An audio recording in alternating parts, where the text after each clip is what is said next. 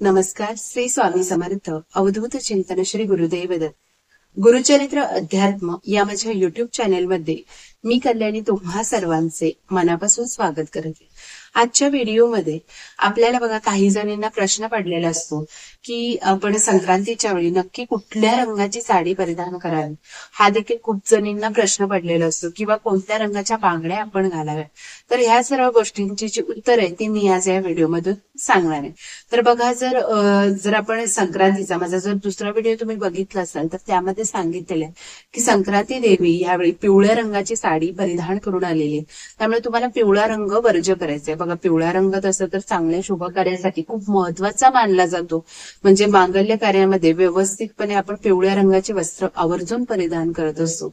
पण यावेळी काय झालेलं आहे तर पिवळ्या रंगाची साडी देवी आईने परिधान केलेली आहे. त्यामुळे आपल्याला पिवळा रंग सोडून इतर कोणत्याही, म्हणजे अगदी तुम्ही हिरवा, लाल, आणि ह्यावेळी जर तुम्ही बघायला गेला तर संक्रांती काळ्या रंगाला विशेष महत्व दिलं जातं. आणि याचं कारण असं आहे, याचं शास्त्रीय कारण देखील आहे. कारण आता थंडी खूप असते.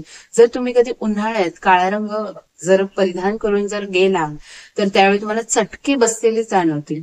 मग तसंच जर आपल्याला थंडीचा खूप त्रास होत असेल तर आपण त्यावेळी ते काळ्या रंगाची वस्त्रे परिधान करतो. आणि बघा, नुसता पूर्ण काळा कलर तो नसतोच, कारण त्याच्यावर आपण तिळ गुळाचे काय करतो, दागिने घालतो. त्यामुळे काय आपण ते वापरूच शकतो.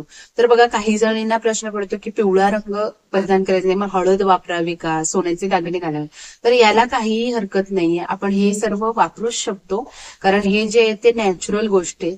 पण आपल्याला साडी, विशेष करून देवी आईने ती परिधान केलेली आहे म्हणून आपल्याला नेसायची नाही. पण तुम्ही दागिने या सर्व गोष्टी वापरू शकता. पण एक गोष्ट आहे की देवी आईने मोती धारण केलेले आहे, त्यामुळे मोत्याचे दागिने तेवढे तुम्हाला वर्ज्य करायचे आहेत. म्हणजे ते तुम्हाला काय करायचंय तर ते परिधान करायचे नाही. तसंच जर बांगड्या बघायला गेल्या तर तुम्ही हिरव्या बांगड्या, जर विशेष करून हिरव्या बांगड्या जर तुम्ही वापरल्या तर खूप त्याला महत्व आहे. कारण हिरव्या बांगड्या इतकं शुभ प्रतीक मानलं जातं सवाशिणींचं.